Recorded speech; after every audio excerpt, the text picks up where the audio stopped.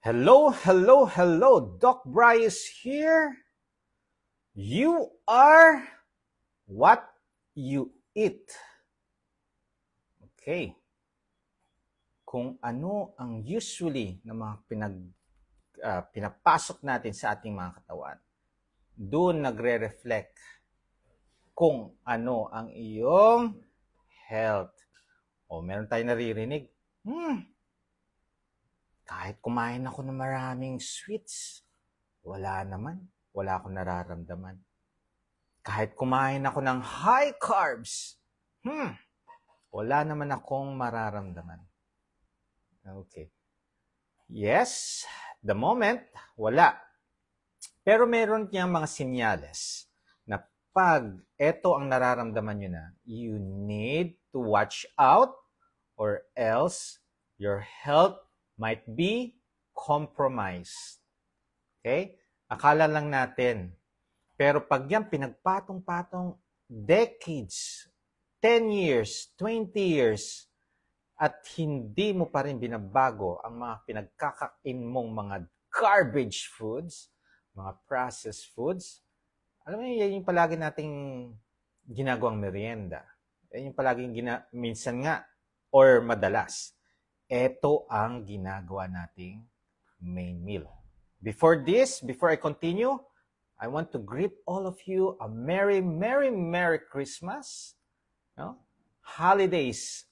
So mga lahat yan, halos bakasyon na. Nag-patient pa ako kanina.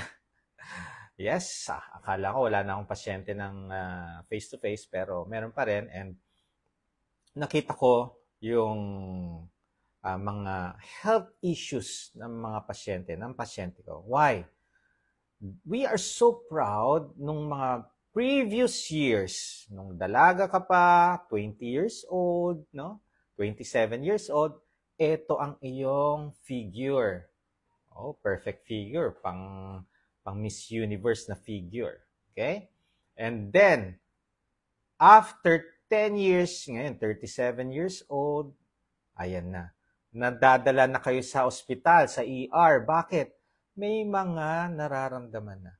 Kaya nga, at a young age, kung hindi nyo babaguhin yung mga kinakain natin, ayan, after 10 years, a decade, dyan nyo na mararamdaman yung lifestyle na ginawa niyo. Kaya nga, kung gusto nyo maging healthier, or yung mga hindi yung feeling mong parang wala kang sakit. Paggising mo sa umaga, lahat hindi masasakit, no? Madalas ganyan. Yun nga, yung problem ng mga tao ngayon. Paggising nila sa umaga, ang sakit ng tuhod ko, Dok, ang sakit ng buong katawan ko. Why? Are you taking your fluids enough? Or nasosobrang kayo sa fluids? Or puro inflammatory foods ba ang inyong kinakain? Ako, ngayong Pasko, ngayong holiday, please, ibalik natin yung kinaugalian natin. Alam nyo ba, sa isang bahay, ang nagdi-dictate ng nutrition natin, mga mother, mga nanay. Kung ano ang niluto ng nanay, walang maggagawa ang mga anak kung hindi kainin to. Nung bata ako, ganyan eh. Kung ano yung hinain, kung hindi mo magustuhan, no choice ka. Magugutom ka eh. Kung hindi ka kakain, magugutom. Kaya nga, very healthy yung mga ilang decades no, mga 3 decades, 30 years, 40 years ago, ang healthy ng mga tao. Because there are few fast food, there are few junk foods. Imagine mo, cake, ice cream, matitikman mo lang yan pagka birthday mo lang, pero any ordinary days, hindi mo matitikman. But now, ayan na. Kahit araw-arawin mo pa siya, pwede ka makakuha, makabili, and this will really affect your health eventually. How come tumataas ang mga diabetics? How come tumataas yung mga dinadialysis? Imagine mo, mga pabata ang mga dinadialysis ngayon. Bakit? It's either hypertensive, kaya na-damage ang kidney, autoimmune diseases, or yung iba, diabetic, kaya na-damage ang kidneys. Yan yung nakakalungkot. Okay? Tapos, yung pataas ng pataas din ang mga cancers ngayon sa atin. Bakit? Nakakalungkot. Imagine mo yan, no? How come na tumataas ang mga incidents na yun? Bakit? It's because of our unhealthy eating habits.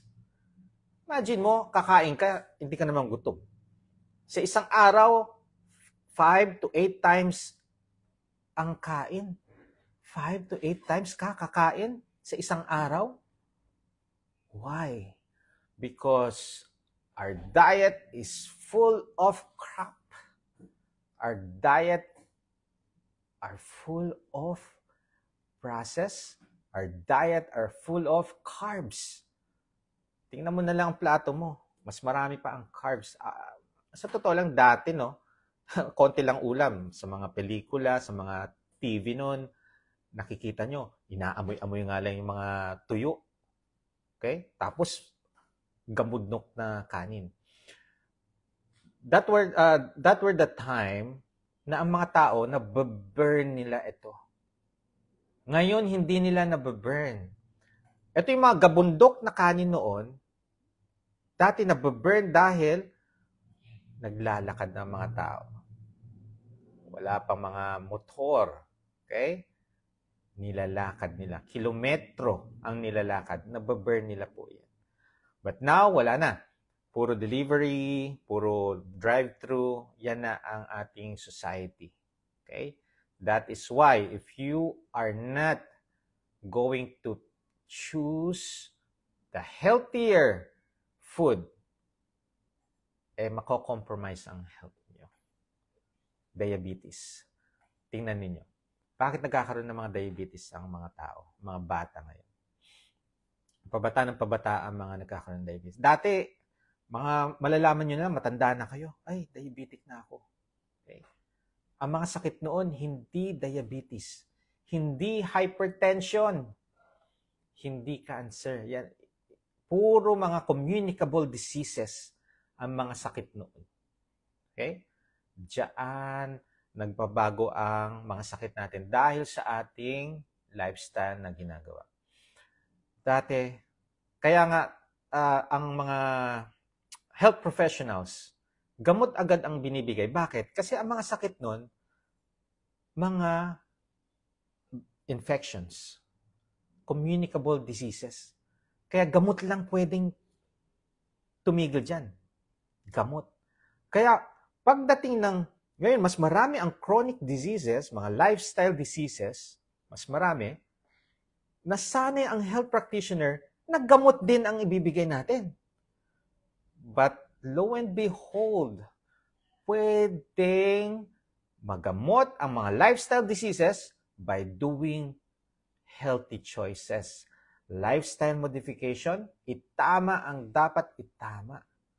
Okay? Kumain ng healthier foods, i-out natin ang mga processed food. I-out natin ang mga sugary food, sugary drink. I am doing a low carb, diet. Low, it's not zero carbohydrates. Kaya kung wala kayong idea dito, pwede po kayong maturuan. Okay? Maraming natatakot sa mga choices na gagawin nila. Paano kaya kung baguhin ko to? Maraming mararamdaman. Uy, nakita ko si Doc Bry. Gumagaling yung pasyente niya. Dahil dun sa lifestyle na yun, gagayahin ko nga. Okay. Yung iba, tinanggal ang mga carbohydrates, na-flush out yung mga electrolytes sa katawan, so na-dehydrate na sila, wala silang idea how to overcome this dehydration. Nahihilo na, na sumasakit ang ulo, nagkakaroon ng palpitation, nanghihina. These are discomforts that is very easy to correct. Okay? It's very easy to correct. You take electrolytes. You don't need to extend your fasting so long. Just listen to your body. Kung kaya mo ma-extend, yes, pero may hangganan ha, huwag niyong titiisin please. Pag tiniis nyo yung fasting, okay, mamimit nyo si San Pedro. Biglang puputi ang paligid or biglang magbla-blackout. I've been there, done that, naku po, ayokong mangyari sa inyo. Lalong-lalo na sa may mga health conditions. Kasi pagka may mga health condition, yan yung mga kailangang binabantayan natin. Meron kasi silang mga extra effort na kailangang gawin. Yung iba, hindi ko kaya yan. Oh, okay. Hindi natin i-impose itong lifestyle modification na to. Yung way of eating natin, we will not impose. Pero titingnan natin, saan ba nanggaling yung lifestyle disease nyo? Saan ba nanggaling yung chronic diseases nyo? Saan ba didiretsuhin ko na lang. Bakit kayo nagkaroon ng diabetes? Bakit kayo dinadialysis ngayon? Bakit kayo nagkaroon ng chronic kidney disease? Anong stage? Bakit may fatty liver? Maraming mga nandyan, kakambal na nila ang fatty liver. Decades na, andyan pa rin si fatty liver. Kahit na uminom kayo ng mga supplements sa liver, mga liver supplements, andyan pa rin si kakambal na fatty liver. Yung diabetes ninyo, never bumaba, lalong tumataas. May gamot naman, yan palagi ang sagot. Kumain ka lang, may gamot naman. Tingnan nyo, bakit hindi nag-i-improve ang inyong sugar? Okay? Because we allow ourselves to eat inflammatory foods. That is why. We allow ourselves to be addicted to this sugar. Okay? Kaya nakakatuwa dun sa mga tao na they have a will, strong will, na hindi ma-addicted dito sa mga processed foods at mga sugary food, sugar drinks. Kaya tingnan niyo yung mga result ng inyong mga laboratory. Nag-i-improve sila. Sa totoo lang, di ba dati, paulit-ulit kayo nagla-laboratory, uy, no-norma sila. Okay, because they're medication. Okay. Pero pansinin nyo, there will be times, days na may mga laboratory kayo, umiinom naman ako ng gamot, bakit hindi nag-i-improve? Yan yung tinatawag ko na, yung tolerance na reach na. So pagka yung tolerance na reach na, wala nang benefit ng gamot. Pansinin nyo, bakit yung isang gamot sa diabetes, sa sugar? Isang gamot. After 3 months, your laboratory tumaas. Oh, ako, sabi ng health practitioner, kailangan natin dagdagan yung medication nyo kasi tumaas po eh. So, walang nangyayari. Hindi kaya ng isang gamot, kailangan natin dalawahin. O, tatanungin natin, Dok, ano dapat kakainin ko? Pwede ka, kahit ano, basta moderation lang. Kainin mo. Alright. The problem with moderation, you don't know ano yung moderation? Sa atin, no? Ang next na consult natin will be 3 months. That is 90 days. Okay? Pwedeng 93 kung 31 days ang per month. So, ang haba ng time, maaalala mo lang yung sinabi ng inyong health, yung trusted doctor, no? Maalala mo lang yan. Siguro first week, second week, then naging busy ka na, nakalimutan mo na, sobrang busy mo na, then kung ano na lang yung nandyan, kakainin mo, pagod ka na, matutulog ka na, babangon ka, tatrabaho, so busy, hectic ang schedule. You already forgotten kung ano yung sinabi in advice ng doctor nyo, yung trusted doctor. Ang naaalala nyo lang, 1 piece paper, andun yung mga reseta. Unless nawala nyo. Okay. Nakalimutan na kung saan na ilagay. Yan yung mga memory loss na yan. Okay? So, yun na lang yung maalala nyo. Prescription. okay, basta iinumin ko lang to, magiging healthy na ako. Or, iinom ako nito, mapipigilan yung pagtaas ng sugar ko. Wrong. 2 gamot ang iniinom nyo. Pagbalik nyo after 3 months, elevated pa rin ang sugar ko. O, yung 2 gamot mo, hindi talaga kaya. Kailangan na nating dagdagan. Another 3 months, balik kayo. Nako, mami, kailangan na natin mag-insulin. Oh my! Bakit natin pinabayaan na umabot tayo, humantong tayo sa ganitong situation? Bakit? Is it dahil may gamot? Pwede yun. Yan ang thinking natin. Is it may addiction na tayo? Okay, pwede rin. Kasi if we are addicted to these foods, these garbage foods, addicted tayo dito. Kahit na sabihin ng utak mo, bawal to, hindi to maganda sa ating health, kakainin pa rin natin. You will compromising your health, and then when you go back, you go home with so many medications plus insulin. And then, ano pa mangyayari? A patient, 2 decades of diabetes, 22 years diabetes, 4 years injecting insulin. Okay? 22 plus 4, that's 22 years na diabetes, so 4 years na nag-insulin, may oral medication pa, not yet changing her lifestyle. Normal naman daw kasi ang BP.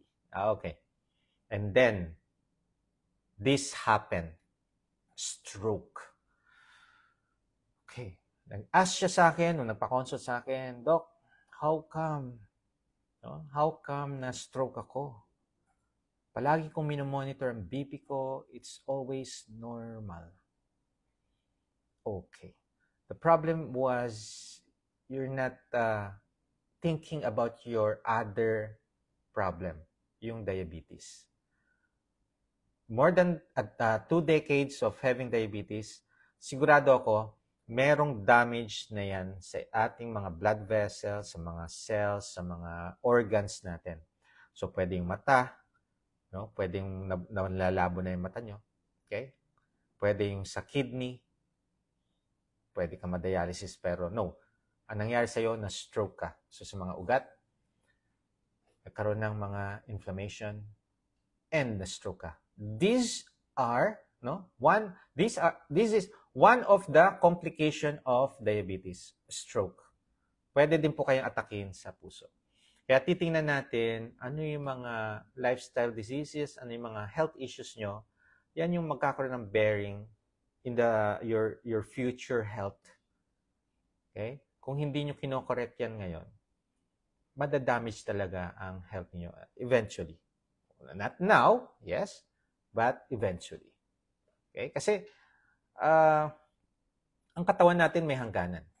Puso nga lumalaki pagka nahihirapan. Pero pagka hindi nahihirapan, bumabalik din sa normal. Yes, kung may malalaki kayong puso, change your lifestyle. You need to less carbohydrates. No sugar. No process. Lilit po ang puso. Marami pong mga testify na ang kanilang mga health issues nawala. Naka-recover ang kanilang katawan by changing the way they eat. Okay? Kumain lang po kayo kapag gutom. Wag nating i-impress ang ating mga kakilala, ang ating mga kaibigan. Wag na tayo mag-impress. Kung ang health nyo lang ang magiging magsasuffer. Okay? So, puro handaan, ganito. Kung kumain na kayo, okay. Pero, pagkapunta nyo, ang mahalaga dyan yung socialization. Hindi naman mahalaga na yung food eh.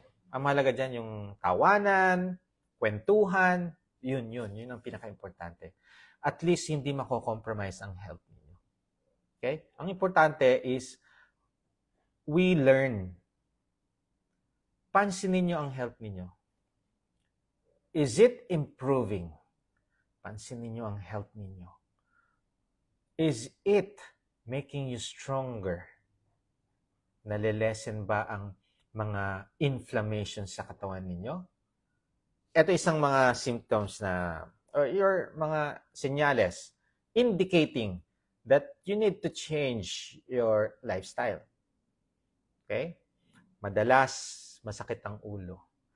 Madalas palagi masakit ang katawan. Okay? Hindi normal po iyan.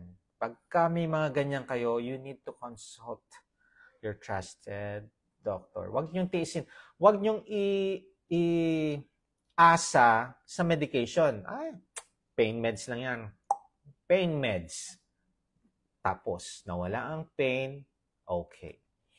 Pagka ang pain ninyo consistent, daily, consult, alamin na natin. Kung takot kayo magpa-consult, tanggalin nyo yung mga processed food. Inumin nyo yung tamang fluids, umiwas sa mga matatamis, then we observe. Pagka nag-improve na wala po yung ibig sabihin may ginagawa kayo. Marami kasi sa atin, takot tayong pumunta sa mga doktor. Talk to them. Huwag po tayong matakot. Tutulong po sila. Okay? Pero syempre, kausapin ninyo. Hindi pwedeng walang communication. Hindi kayo gagaling pagka walang communication. Okay? Kasi sa aking practice for 3 years, almost 4 years, doing this way of eating natin, low carb, yung iba, no? Hindi lang ako nagfo-focus sa mga naglo-low carb, sa mga nagkikito, kung gusto nila, sa carnivore. Or, meron din kasi iba, gusto vegetable lang. Okay?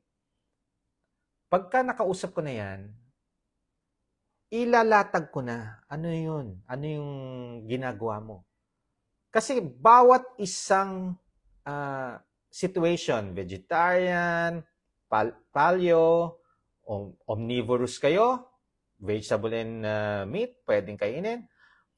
Carnivore, keto, low carb, lahat yan, merong mali kayong ginagawa. Yung mga high carber nga, di ba? Nagkakasakit eh. Pwede rin tayo magkasakit. Okay? May maling ginagawa din. Dahil lack of knowledge or kulang pa or yung pagkakaintindi nila, mali pala. Merong mga ganyan po, no? Nung may, sabihin natin, nanood kayo ng mga lecture, videos, tapos, ay, iba palang pagkakaintindi. So, pwede magkaroon ng confusion, may mali kayong gagawin. Kaya pag kami mararamdaman kayo, consult. Kahit na anong diet ang ginagawa ninyo. Kahit na anong lifestyle modification na ginagawa ninyo, if there's something wrong, your body will know. Consult for, syempre para itama. Kung yung mga nag-high carb nga, nagpapakonsulta pag kami nararamdaman dahil gusto nila may itama. Okay? Much more dito sa ginagawa natin. Low carb, keto, carnivore, tandaan niyo, hindi tayo immortal. It will make you, yes, energetic, wow. Ilang hours tayo hindi kakain, na-extend yung fasting sa mga high carbs. Ang hirap nila mag-fasting. Why? Because every 2 hours gutom. 1 to 2 hours gutom na. Ang iniisip na nila, merienda. Okay? But no, dun sa mga naglo-low carb, nagkikito, carnivore, no? Ang ganda. Yung satiety, mahaba. Okay? Pero watch out. Kasi kung too much or too long na fasting, watch out for your weight. Babagsak yan. May mga i-correct din dyan. Marami. Pwedeng, kasi ang ginagawa natin, yes, it will help. Nakikita natin, yung kapitbahay ko, sumeksi na. The appearance. Okay? Yung kapitbahay ko, balita, walang maintenance. Ang ganda ng BP.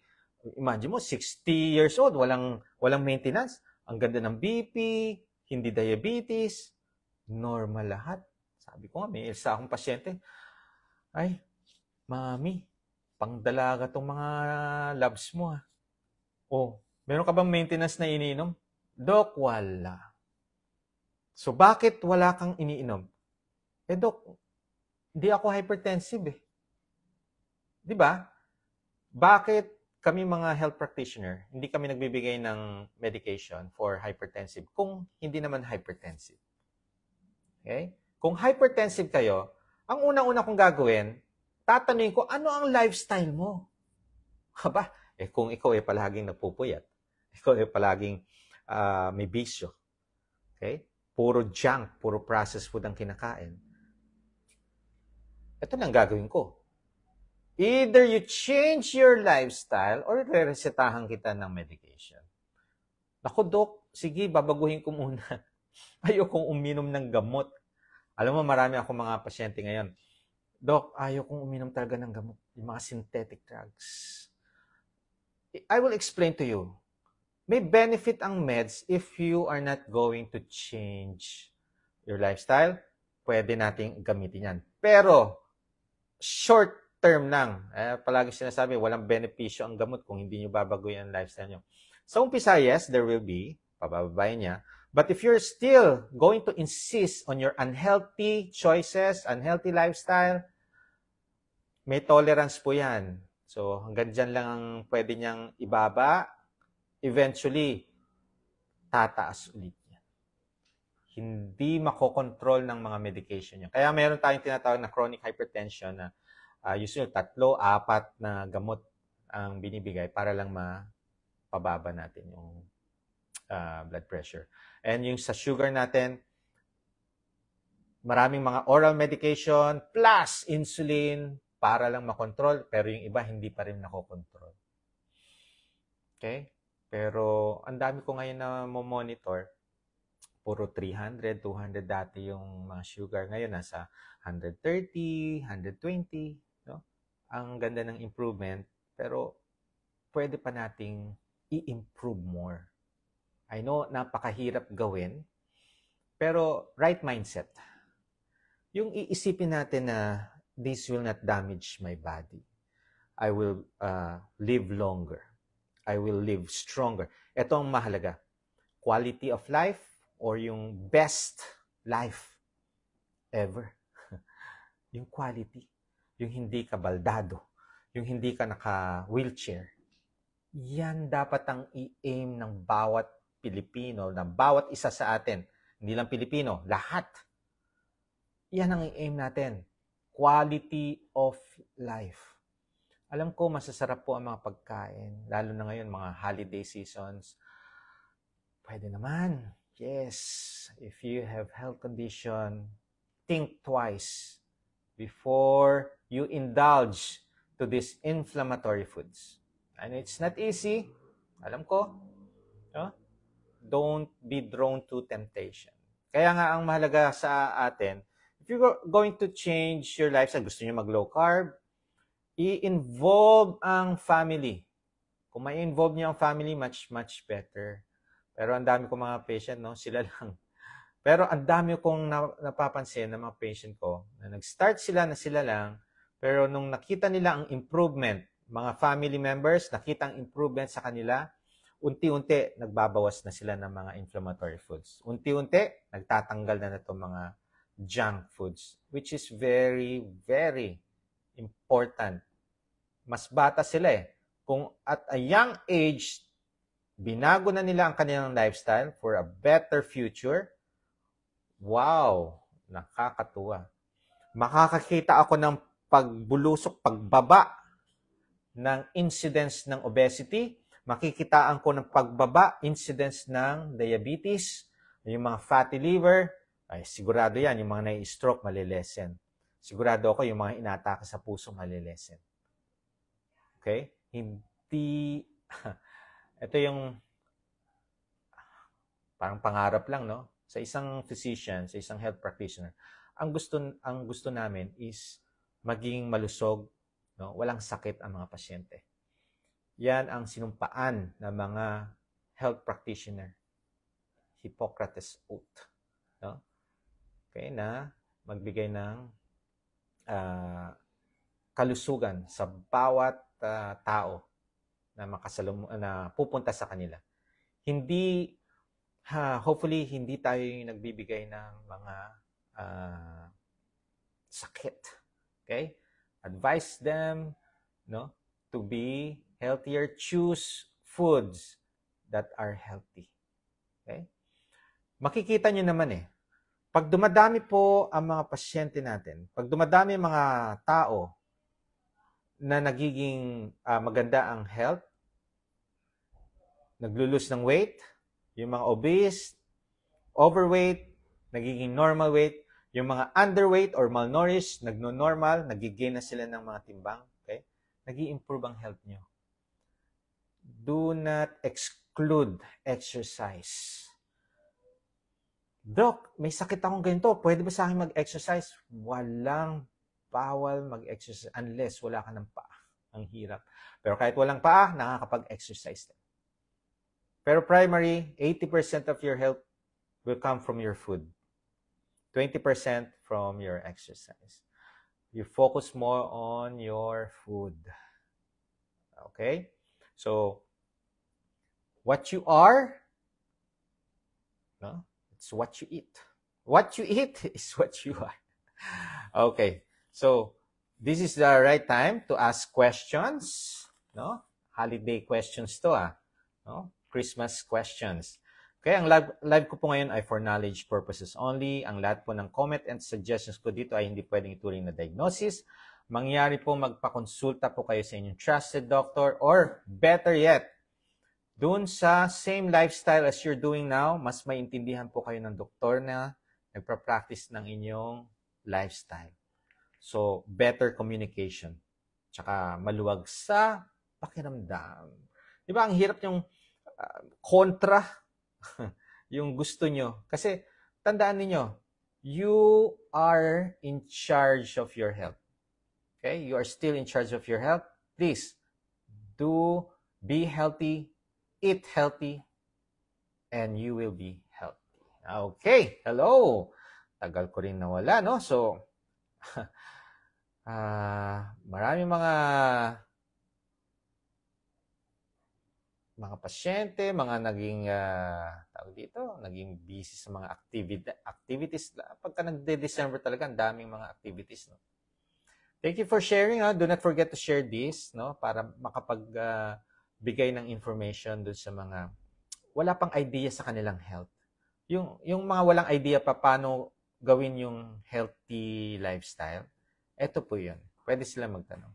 At ang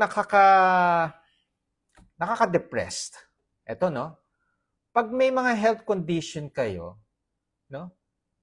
Yung, alam nyo, bakit hindi nag-i-improve? Halimbawa, yung diabetes. Bakit pag nagpaulit ako ng laboratory, bakit hindi nag-i-improve?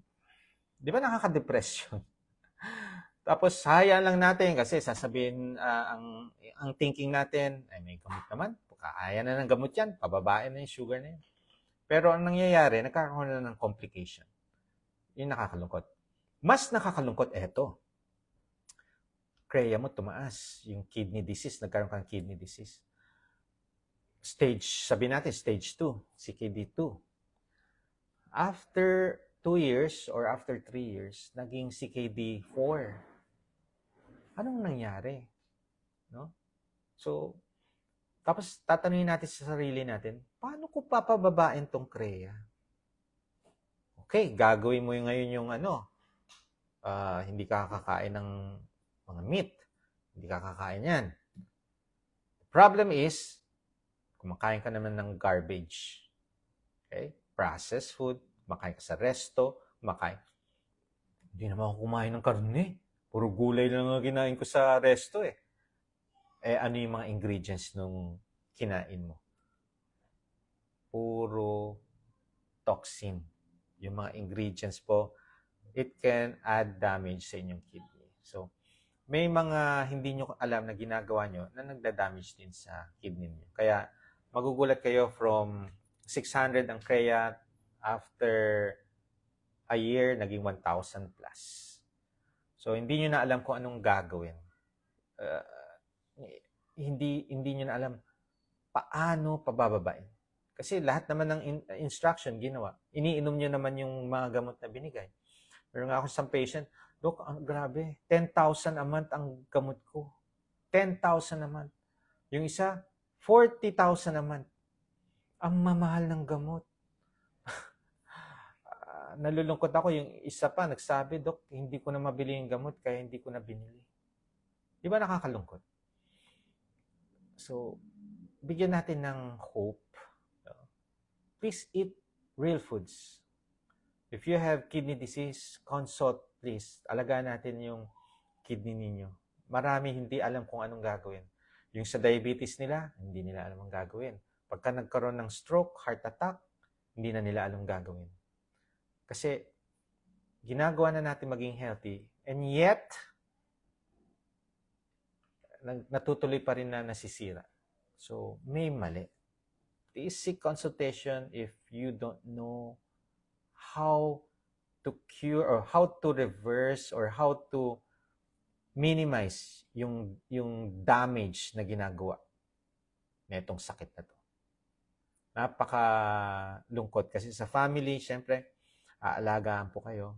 Imagine mo, ikaw, inaalagaan na lang. Nakakalungkot. Mas gusto natin yung hindi tayo inaalagaan. Okay? Kaya po natin yan. Habang may buhay, may pag-asa. Ayan. Okay. Merry Christmas po sa inyong lahat. Thank you for sharing. Aba. Marami sigurong nakamiss dito sa mga question. Totoo po bang walang gamot sa liver cirrhosis? Kamamatay lang po ni Mama Las. Naku po, condolence po. Okay. If you have fatty liver, okay, you need to address that. Huwag yung sa walang bahala ang mga sakit na yan. Why? Yung mild, nagiging moderate, nagiging severe. Once maging severe yan, isang step na lang, liver cirrhosis na. Pag liver cirrhosis, irreversible. Pero take note, ha? Meron akong isang pasyente ang diagnose sa kanya liver cirrhosis. Sabi ko, kahit na liver cirrhosis po, tanggalin niyo po ang mga process. Tanggalin niyo po ang mga sugary food. Mag-lessen kayo ng 20 grams of carbohydrates. Direct na yun, ha? Concise. Okay?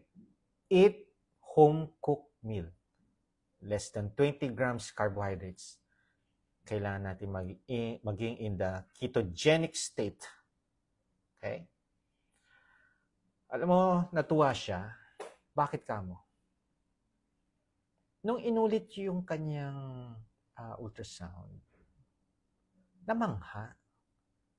Dok, hindi liver cirrhosis. Aba! Namangha siya. So, may mga instances ganyan. Pero by the book talaga ang liver cirrhosis. By the book. And ano na yan? Yan na yung hangganan. Wala nang babalik. Wala ka nang babalikan pa. Pero etong instances na to, nawala yung liver cirrhosis. Paano yun? I was also amazed. Bakit? Meron din ako mga patients, no? Pagka bumabalik sa kanilang doctor, never nila ma-imagine, anong ginawa mo?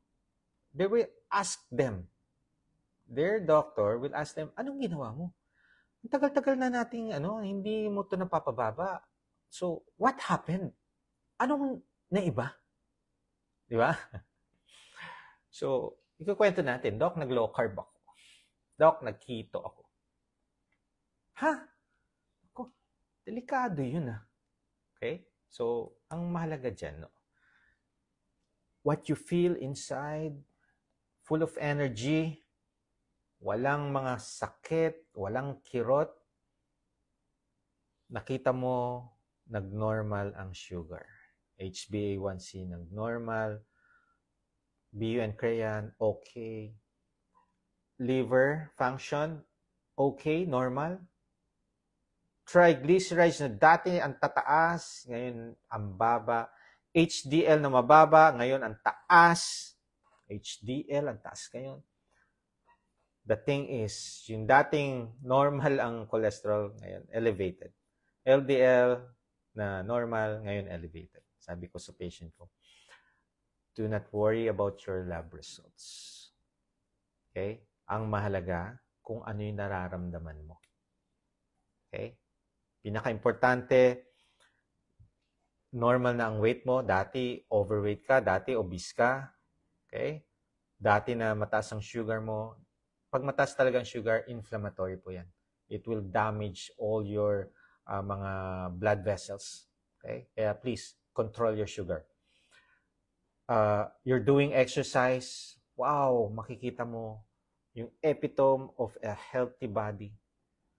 And yet, doon sa laboratory, elevated na ang cholesterol and LDL. Okay. Do not worry about that. Okay? Next time, i-lecture ko ulit. Paulit-ulit, itatopic ko yan. Para hindi kayo... Marami kasi kahit na anong sabi ko regarding na huwag kayo matakot sa cholesterol, there will be talagang nakatanim na sa utak natin na delikado ang mataas ng cholesterol. Okay? So, you need first to focus on your sugar kung diabetic po kayo. Kasi yan yung ang laki, ang daming complication, ang daming damage na gagawin sa katawan natin. Kaya i-correct nyo na yan. Okay? Doc, bawal ba mapagod if may GERD ka? Okay. Alam nyo, kahit na walang GERD, may high blood, may diabetic, okay? Tayo'y mapapagod talaga. So, kailangan natin palakasin ang katawan natin. Kaya kahit na mapagod, no, may energy pa rin tayo. Kaya natutuwa ako pagka yung strict low carb, mga keto, hindi napapagod yan. Pag kayo napapagod, may mali kayong ginagawa. Imagine mo yan, no? Imagine mo, maghapon ka nag-clinic mo, nag-exercise ka ng umaga, hindi ka pa kumakain. Pag uwi mo, naligo, nag-clinic ka. Nag-clinic ka, pag uwi mo, first meal. Wow! 12 noon, 12:30, first meal. Tapos, nagpasyente ka na naman. Hanggang hapon, pagdating ng gabi, nag-live. Oy, sino yun? Ako yata yun. Still with energy. Okay? Pagka may mali tayong ginagawa, mararamdaman natin. Mga joints natin, hindi mo magkalaw, masakit. Pagka tamang ginagawa nyo, wala yan. Hindi nyo mararamdaman. Okay? Kapag may history ng hika, madali po talagang hingalin. Nope. Kahit walang hika, kung puro high carbs po kayo, kung puro inflammatory foods, processed food, at wala pa kayong exercise, hihingalin talaga kayo. Okay? So change your lifestyle. Yes, meron nagbre-break ng fast while watching my live. Thank you. Na-miss talaga. Tagal na nawala. Sorry po. Eto. Okay. Ayan. Doc, ano po dapat gagawin? Meron po akong bradycardia. 57 lang po ang heart rate ko. Do not worry about your bradycardia. 57. If you are an athlete, normal lang po yan. 57. Nothing to worry. Ako nga, nasa 45, 47 ang heart rate ko. Okay? So, ang 57, madali lang pataasin. Kaya nga, mag-jumping jack lang po kayo, mag-push up lang kayo, mag-squat. Yung 57, tataas po yan. More than 60. Okay? So, nothing to worry about that. Doc, ako mag-uminom ng zinc sulfate kung nag-antibiotics ka. Ano ba purpose ng zinc? Okay, may purpose naman ang zinc. Usually, binibigay ko yan pagka may mga sakit. Why? It's repair your cells. Okay? Mabilis mag-repair ang cells. Pero, if you are a low carb or keto or carnivore, ang bilis ng healing, lalo na sa surgery. Kaya, if you are undergoing a surgery, napakabilis ng healing after if you're doing this way of eating. Okay, Doc, 2 weeks na low carb diet, may sumasakit na sa right abdomen ko, natural lang po ba yun? Siyempre, pagka may pain, hindi natural yun, dapat wala. Okay? Consult natin, need physical examination. Kailangan i-press, pakinggan. Marami kasing magkokos. So, isang pinaka-basic first aid dyan. Tanggalin nyo po lahat ng mga gatas. So, yung mga keso, may gatas yan. Bakit? Baka lactose intolerant kayo. So, pwede mag-cause ng bloatedness, pain, pwede yan. Okay? Lessen your veggies. Yung iba, sensitive sa oxalate sensitive, so pwede mag-cause ng discomfort. Malalaman nyo naman kung ano, lalo na sa mga naglo-low carb. Kasi, alam nyo yung kinain nyo eh. Unlike do sa mga high carb, hindi nyo na alam yung mga kinakain kasi iba-iba, sari-sari. Kaya nga, pagka naglo-low carb, pagka may sumakit, tingnan natin. Right side, mas address natin baka appendix, no? Pero, if you have vomiting, if you have fever, consult talaga natin.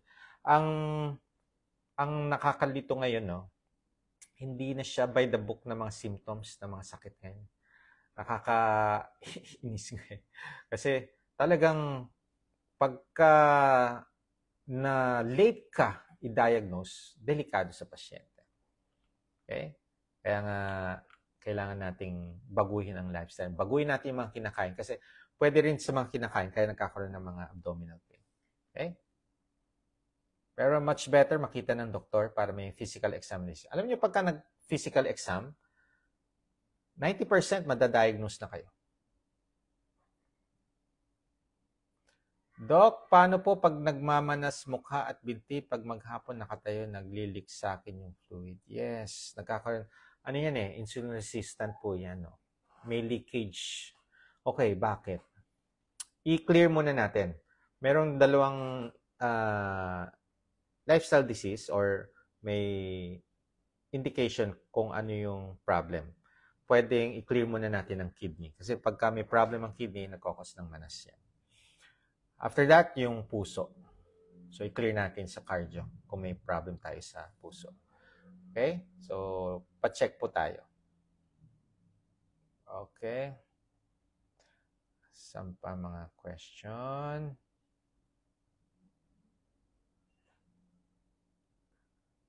Okay.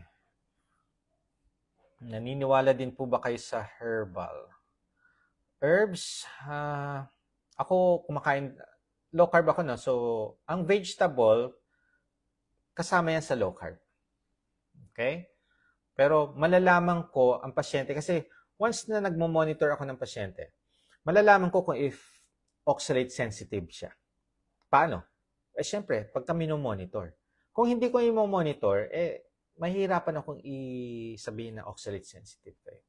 Kaya, yes, herbal, as long as you need, kasi mas maganda is yung natural na herbs. Kasi sa pagluluto, di ba? Salt and pepper, herbs and spices. So, kasama yan sa way of eating natin. Okay? Yes. When to start low carb? High blood po ako. Okay. When to start? Any day, any hour. Basta ang mahalaga, ready ka na. Okay? Mindset. Right mindset po tayo. Ha? Okay.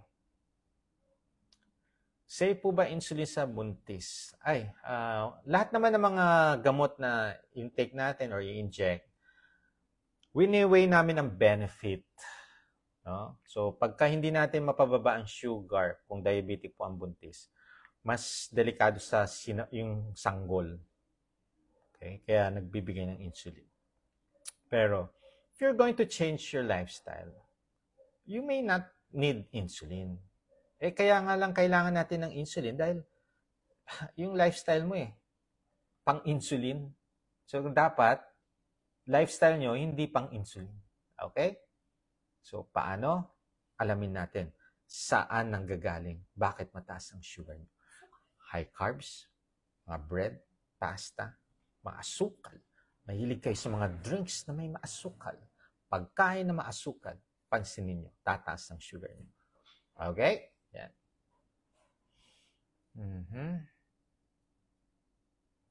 Okay, brown rice, mataas din po ba yung sugar po?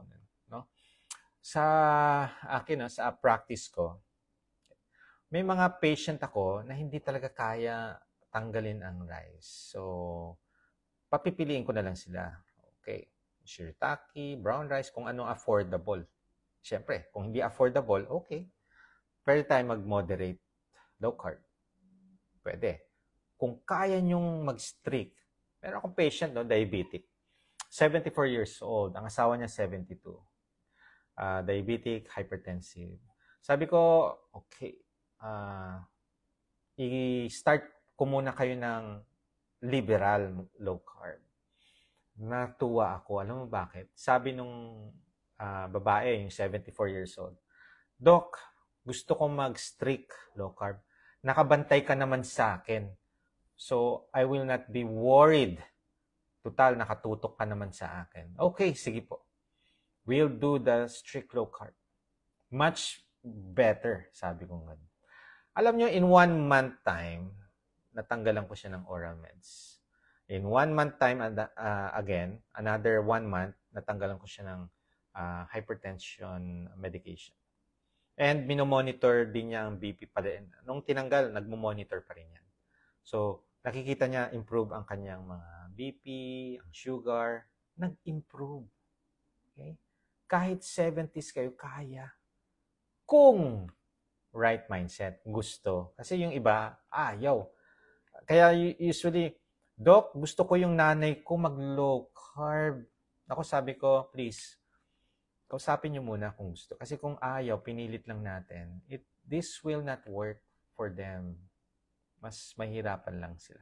Okay? So please, if you want your family members to do this way of eating, makita muna sa inyo. Then, introduce.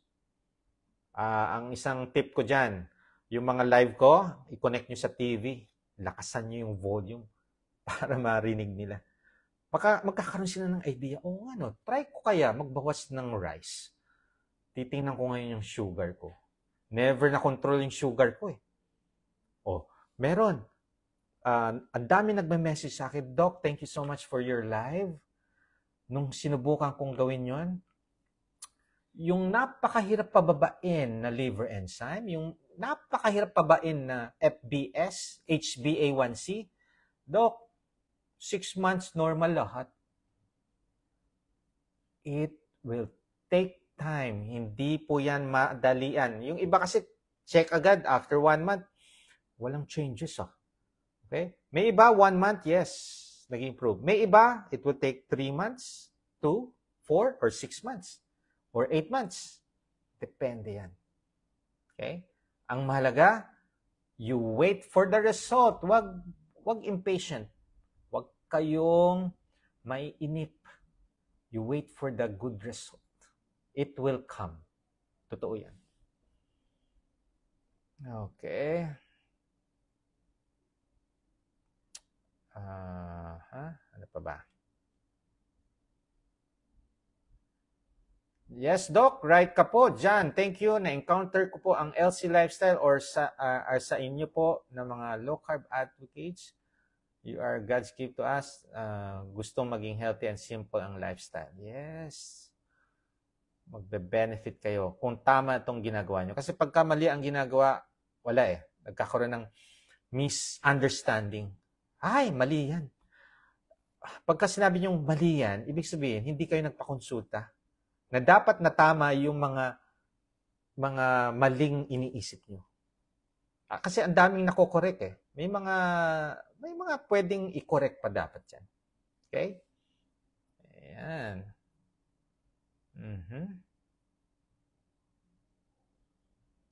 Okay. Sa mga diabetes, nako, low carb, magbawas kayo ng mga carbohydrates, i-lessen niyo yung mga sugar. Kung sweet tooth kayo, tigilan na yan.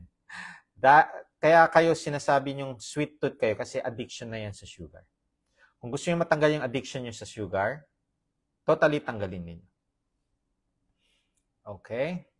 Underweight na po ako. Any recommendation? Please, check if you are underweight talaga. Maraming nagsasabi underweight pero hindi naman. Alam mo bakit nagsasabi underweight? Kasi yung kapitbahay or yung mga kakilala niya, ang payat-payat mo na. Nangyari na rin sa akin yan eh. Ang payat-payat ko na daw, pero from obese to obese 1. May payat bang obese 1? Okay, so, hindi pa payat. So, alamin niyo muna ang BMI ninyo or alamin niyo yung normal, yung goal, yung range ng normal weight. Then, doon nyo sasabihin kung underweight kayo. If ever underweight kayo, ito yung nagbibigay na ako ng mga supplements. Kasi, pag underweight, mababa na yung mga vitamins or minerals sa katawan. Okay? Pwede kayong maging anemic. So, pagka mga underweight, I recommend you to eat 3 times a day. Ang fasting, 12 to 14 hours lang. And start doing lifting exercises. Bakit, Doc?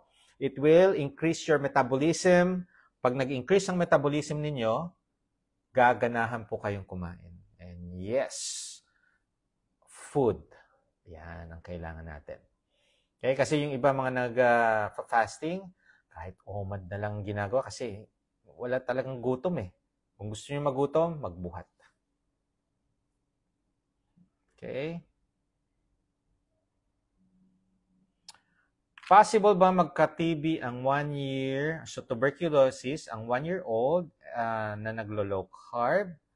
Ay, yes. Dahil, kahit hindi ka low carb, high carb, or any diet ang ginagawa mo, pwede magkaroon. Kasi TB is an infectious disease. Kahit sino pwede magkaroon yan. Pag mababa ang immune system. Nagkakaroon lang ng mababa ang immune system sa mga naglo-low carb kung mali ang ginagawa ninyo or hinayaan yung mag-underweight. Kasi yung iba kaya nag-persist na naglo-low carb, hindi kumakain. Kasi imagine mo yung mga sumasakit sa katawan nila na wala. Kaya i-continue nila ito. Dahil lahat ng naging mas energetic sila. The problem is, pagka nag-underweight tayo, bumababa ang immune system. So mga infectious process like pneumonia, tuberculosis, mga viral infection, okay? Mga fungal infection, mas prone tayo magkasakit. Dumaan lang sa harapan natin, mga viral infection, pwede tayong mahawa. Okay? Ayan. Hop. Paano yung mga may cancer at diabetes na tulad ko? I advise you to do the keto. Okay? Tanggalin natin ang sugar. Tanggalin natin ang mga carbs. Kailangan in a ketogenic state para matanggal natin yung energy na kinukuhanan ng cancer. Yung diabetes, kasama na yan. Pagka na-control ninyo ang sugar, kasi pag diabetes, cancer, bagsak na bagsak ang immune system mo. So, paano ka gagaling kung bagsak ang immune system, palagi ka nagkakasakit? Diabetes have complication. Kung hindi mo makontrol ang sugar mo, ang daming complication na pwede mangyari sa'yo. Okay? So, magpa-guide kung gusto mo. Good evening. Nakakaihi na po ako ng nakaupo. Oy, congratulations. Okay. Kalimutan ko na siya kung yun ang problem niya noon. Okay? Ang mahalaga is nag-i-improve ang ating health. Be patient. Okay, nagno-normal po ba ang CREA? Ang best natin is mapababa. Kasi ang kidney natin may damage pagka, hindi ko alam gaano kataas ang CREA mo. So, tingnan natin. Pwede kasing dehydrated. Pagka na-address yung dehydration, nagno-normal ang CREA. Pero kung may kidney disease po tayo, ang better na pwede nating gawin is yung hindi tayo mapunta sa pagdadialysis. Okay? So, you need to do something. Hindi lang yung naglo-low carb ka. May gagawin tayo. So, please consult. Mas specific eh. Hindi lang masasagot to ng dito lang. Holistic healing. Yes. Maganda yan. Hindi lang yung nutrition, hindi lang yung physical, yung emotional quotient natin. Yung spiritual, kasama din yan. Okay? Every day we pray for God's guidance. Yung emotional natin, yes. Pagka-stress out ka, naku po, ang hirap i-handle ang ating katawan. Palagi kang nagpupuyat, no? Yes, much better holistic healing. Okay, ayan. Ano pa ba? Okay, 69 years old, ano po ba ang tamang timbang? Well, depende po sa height po ninyo. Okay.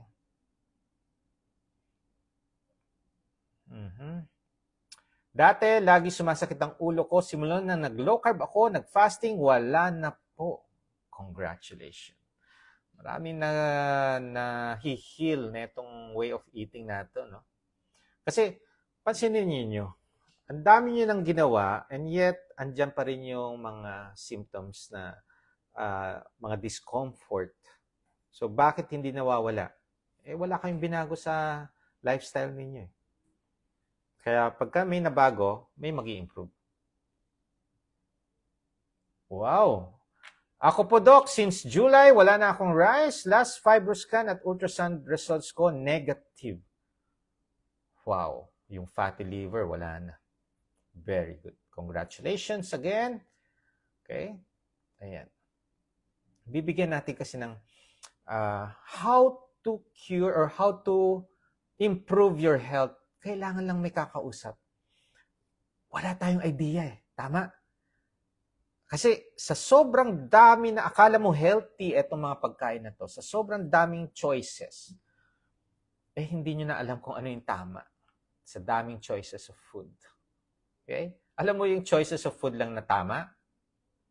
Home cook, lutong bahay. Siyempre, tanggalin nyo na yung mga hinahalo nyong pampalasa, pampasarap. Salt and pepper, herbs and spices lang. Okay? Yun ang healthy. Effective yan na low-carb diet. Tinanggal ko nga rice, ang matatamis na drinks. I lost almost 35 kilogram. Meron akong patient, no? Tagal na daw niyang nagda-diet, nag-exercise. Never siya nag-lose ng weight. Never siya nag-improve. Nung nag-low carb siya, for 3 months na, ilan yung na-lose niya? 30 pounds. Tuwang-tuwa siya.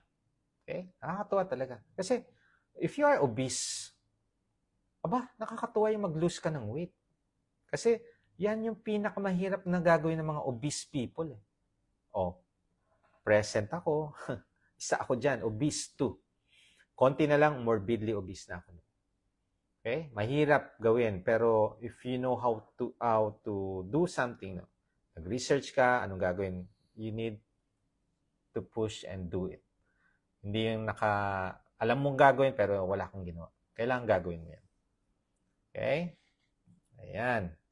Pain po sa tuhod. Number 1, are you overweight or obese? Pagka overweight, obese, talagang sasakit ang tuhod nyo. Kasi weight-bearing, yan pagka mabigat kayo, sumasakit hindi lang yung tuhod, pati balakang, pati likod. Sumasakit. So, another thing is, baka may mga extreme exercise ka na wala ka pang mga strengthening exercise. Once a week ka lang nag-sports, pwedeng sasakit ang tuhod. Or, meron kayong rheumatoid arthritis, may rheuma, consult pa rin. Okay? Safe ba ang pregnant ang low carb? Yes po. Doc, normal ba sumasakit ang ulo pag umuubo? Okay. Pagka may infection, yes. Pag umuubo, may sipon pa yan, may mga sasakit sa inyo. Need nyo consultation for medication po. Vertigo na pabalik-balik, 44 years old. Tanggalin niyo po ang lahat ng processed food, sugar drink. Nakaka-dehydrate po yan. Pwedeng cause ng vertigo. Tapos, hydration. So, fluids nyo, you need to drink the right amount per day. Okay? Kasi pagka sobra ka sa tubig, kulang sa tubig, dehydration. And, pwedeng yung vertigo, puyat.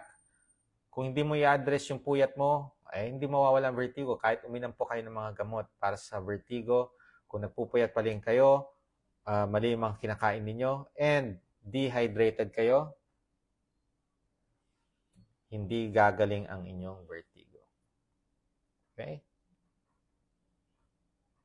Okay. Doc, na-reverse ba ang high blood? Yes.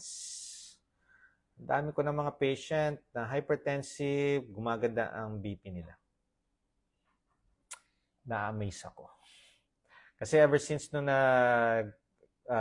titingin ako ng mga pasyente, ang hirap i-control yung mga BP. Magbibigay ka na ng medication, then pagbalik, hypertensive pa rin. Kaya nakakalungkot. Pero nung nagmo-monitor na ako ng mga naglo-low carb, mga nagkikito, carnivore, ang ganda ng improvement. Meron pa nga sa ibang bansa, no? Talagang sobrang baba, as in below 90/60. Kaya yung dalawa niya medication, tinanggal ko na yung isa. Tapos yung isa, ginawa ko pang every other day. Tapos sabi ko, consult your cardio dyan sa bansa nyo. Then, bigay mo yung mga monitoring ng BP. Okay? Mas maganda yan. Kaya, monitor your BP, please. Hindi lang po ang mga nurse or mga doctor ang titingin ng BP nyo. Tingnan nyo rin ang BP nyo. Pero sa mga nag-anxiety sa BP, ay tago nyo na para hindi kayo mag-anxiety. Okay, ano pa ba? Okay, hyperthyroidism, hypothyroidism, no? When they choose the right food na kakainin nila, tama, no? Nag-no-normal. Yung TSH, FT4, nag-no-normal. Ang dami kong patient. Dati, ang tataas. Or yung iba naman, ang bababa. Tapos, pinili niya yung tamang pagkain lang. Wow, nag-i-improve. Galing, ang ganda. Okay? Okay.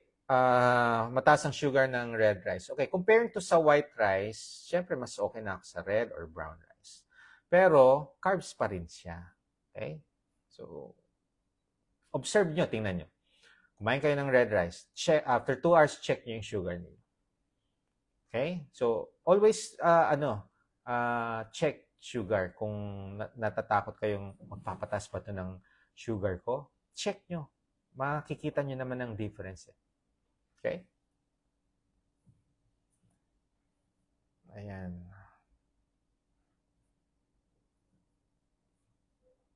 Okay. So, ang gaganda ng mga, ang cocoa tablet high in sugar? No, hindi. Ang cocoa po, no, 0 po talaga yan. Hindi yan matamis. Okay. Nakadalawa ako kanina, 174 sugar ko ngayon lang. Oh, okay. Ang question dyan, okay, kasi ang cocoa tablet, table yan, di ba? Dapat walang sugar yan. Baka may mga nakain kayong iba. May prutas kayong nakain, akala nyo mababa lang ang sugar niyan. No?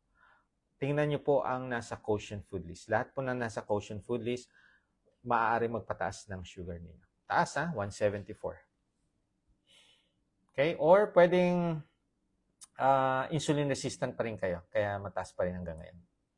Hello po, Doc. First time ko na panood mga videos nyo. Marami pong nalalaman. Thanks, Doc, sa mga advice about health. God bless po. Nilike ko po page nyo. Very interesting po. Yes, very interesting, no? Imagine mo. Parang hindi ka panipaniwala. Pero sa clinical practice ko, yes, gumaganda ang health. Kaya nga very vocal ako sa advocacy na to kasi mas dumadami yung nag-i-improve na health sa mga namomonitor ko. Eto take note. minomonitor ko po sila. May mga nag-e-enroll, nakamonitor yan. At sila pa mismo nagsasabi. Yung iba nga, tinetesting pa eh. Kakain sila ng high carbs. Oh. Tapos, nag-shoot up yung BP, yung sugar. Sabi niya, Dok, tama ka talaga. Ito yung mga nagkokos ng sakit, pagtaas ng sugar, ng BP, kung kakain ako nito. Kaya, nung tinanggal nila itong mga kinakain, ang ganda. Wow. From mataas, 200 na sugar, ngayon nasa below 100. Galing. Kaya maraming po mga doctor nila na-amaze. Na ang tagal-tagal na nilang diabetic, tagal-tagal na, ngayon, ang gaganda ng sugar. No? Kaya continue lang po tayo. Yan Doc, ako po, 267 sugar ko dati. Ngayon, 110. Ayan. Screening lang po yan, no?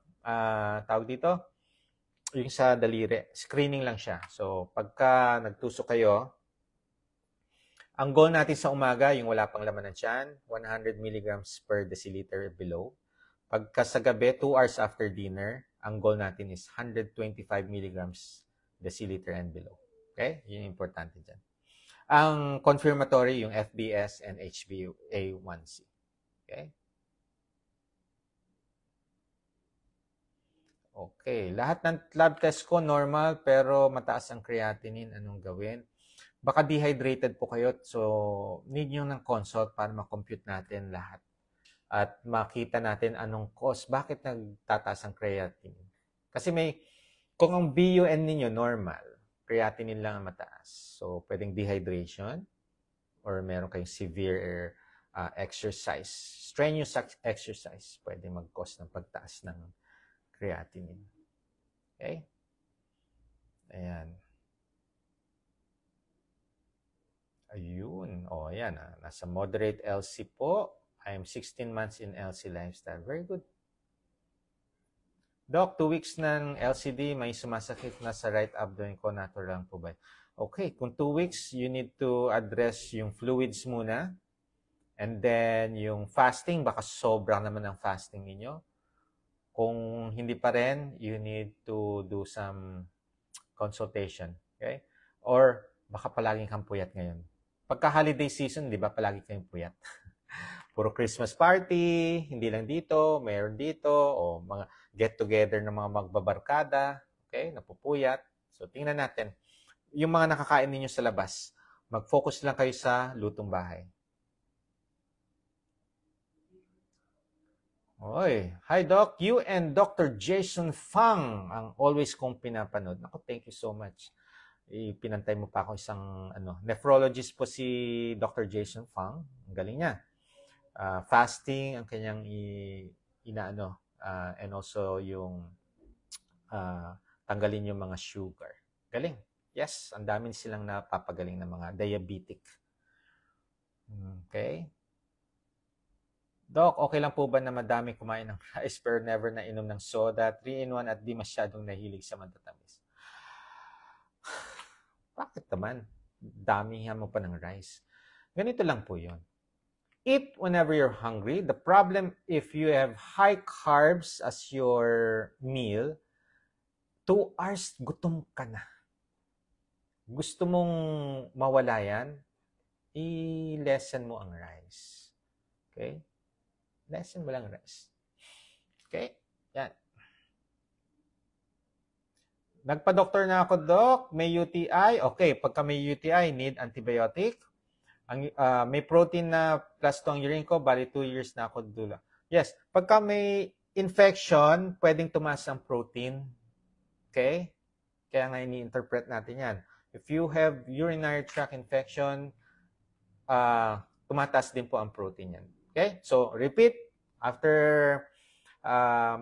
treatment, antibiotic, repeat. Tingnan natin kung may protein. Okay? Ayan. Anong replacement sa eggs? Kasi may allergy po ako sa eggs. Tingnan natin. Bakante ka muna sa eggs. Meron akong mga pasyente, no? Tinanggal ang egg, pero siguro mga after 3 months, 6 months, binalik yung egg, nawala yung allergy. Okay? So, wala na akong ibang maanong replacement. Ang ano natin replacement, syempre, ang egg, protein, no? May 7 grams of protein yan, yung full egg na yan. Full egg. Okay. Good evening, Doc. Bakit kaya maaga ako magising, maski maaga ako matulog, tapos masakit mata ko yung shoulder ko? Okay. Tama lang yun. Maaga magising, maaga matulog, maaga din gigising. Okay lang yun. Tama lang yun. Tapos, pagka masakit ang mata, tingnan natin, ipasilip natin sa ophthalmologist. Baka merong infection, namumula ba? Okay. Tapos, yung shoulder ko. Okay. Number 1 is hydration. Fluids. Tandaan natin, no? Mga Pinoy, hindi yata mahilig uminom ng tubig. Either kokonti ang tubig na ininom or sobrang dami naman ng iniinom na tubig. Tandaan po ninyo, sobrang tubig, pwede po kayo malunod, pwede po kayo ma-dehydrate kasi ihi na kayo ng ihi ng ihi. Okay? Kung kulang naman ang tubig ninyo, ma-dehydrate din kayo. Kaya dapat yung tamang-tama lang. Doc, masakit po gitna ng dibdib ko pag lumulunok ng pagkain, pero pag tubig, hindi naman po. Consult po tayo, silipin natin kung anong problem dyan. Okay? Usually kasi, o di ng pagke yan eh. Yun yung painful swallowing. Baka naman may infection, bacterial infection sa tonsil. Pagka lumulunok, masakit. So, pasilip natin, baka kailangan natin ng antibiotic. O, pag tubig, hindi naman. Okay?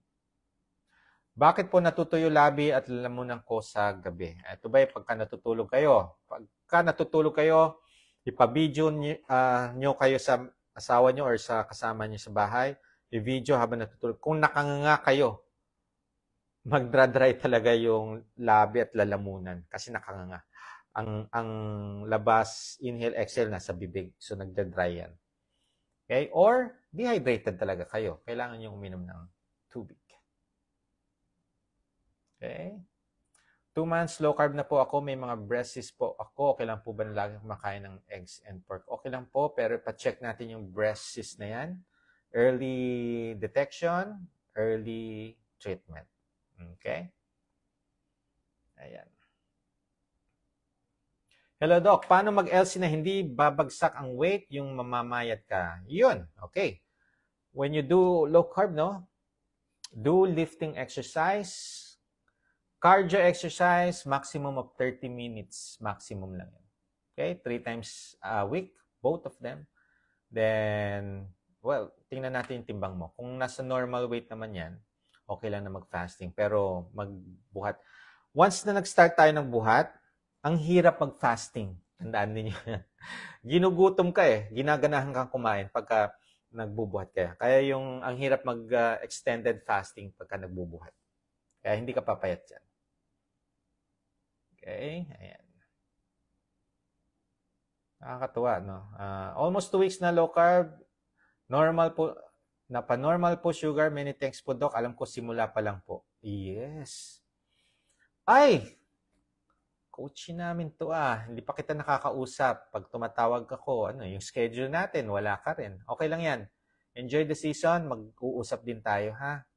Pero pag may concern, huwag mong kalimutan mag-message. Pag may mga concern kayo, huwag kayong mahihiya.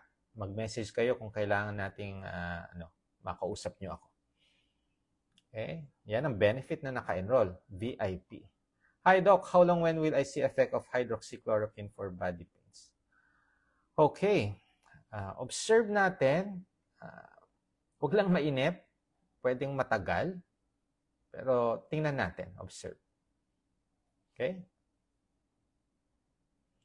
Doc, paano kaya gamutin ang pabalik-balik na UTI? Okay. Being a female, prone na to sa UTI. Being a female. Kasi maliit lang ang labasan ng ihi.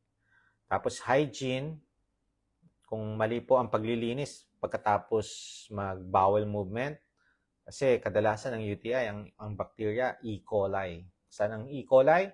Nasa intestine, sa daanan yan. So, pagka hindi malinis, yan, nagkukos ng infection. Pagka diabetic po tayo, mababa ang immune system natin, prone po tayo magkaroon ng infection sa ihi, UTI. Okay? Doc, sa January 15, schedule ko, yes, see you po sa QC. I-list nyo na yung mga questions nyo, sasagutin natin isa-isa. Okay, naimbag nga rabi kada kayo amin. Merry Christmas po ha. Ingat-ingat lang po tayo sa mga matatamis dyan. Huwag po tayo mag-indulge. Okay, ano po pwede palit sa fenofibrate? Ito yung gamot na sa triglycerides na mataas. Okay. Pwede naman hindi tayo uminom. Tanggalin nyo na po yung mga pagkain sa labas. Then after a month, paulit nyo po yung lipid profile. Okay? Kung allergic po tayo dyan, paulit nyo lang after a month. Okay? Normal po bang walang regla if implant? Hindi naman. Kahit may implant, nagkakaroon ng okay. 13 months na wala. Ay, yes. Ano tong implant? Ito ba yung tawag dito? Yung nag-prevent ng regla. Okay. Ayan. Doc, ano po kaya reason ng lagi pagsakit ng dibdib ko? Minsan po naninikip paghinga ko. Naku po, pagka mga chest pain, tapos naninikip ang paghinga, please consult agad. Hindi natin dapat walang bahala yan, ha? Pagka sumisikip eto, isang tip, bawal magalit, please. Kung papasok kayo, magagalit kayo dun sa trabaho nyo, wag na kayong pumasok. Mag-leave na lang muna kayo, mag-absent. Tapos consult your doctor. Kung naninikip, lalo na pagka ganyan, ER ko na yan eh. Papagawa natin yung yung BP, titingnan natin, ECG, titingnan natin. It's mas better na to maging careful tayo kaysa kasi baka takihin kayo sa puso. Okay? Signal yan. Please, consult na agad. Punta kayo sa ER. Okay? Last week ko lang na-discover mataas ang cholesterol level ko. Cholesterol level ko, 244. Any tips? Nothing. Kung lahat po ng parameters are normal, do not worry sa 244. Sa akin, okay. Basta ang gawin niyo is eat real foods. Wala na mga junk foods, processed food. Exercise, do fasting. Alam nyo, ang cholesterol or yung LDL, mapapababa nyo yan naturally kung takot kayo. Sa akin, okay na sa akin itong 244. Walang problema sa akin yan. Okay. Ano pa? Paulit-ulit yung question. Low carb na po kami pero we need pa-consult sa inyo do kasi yung creatine na sa medyo mataas. We need more knowledge. Yes po. Pa-schedule na lang po. Ayan. Okay. So,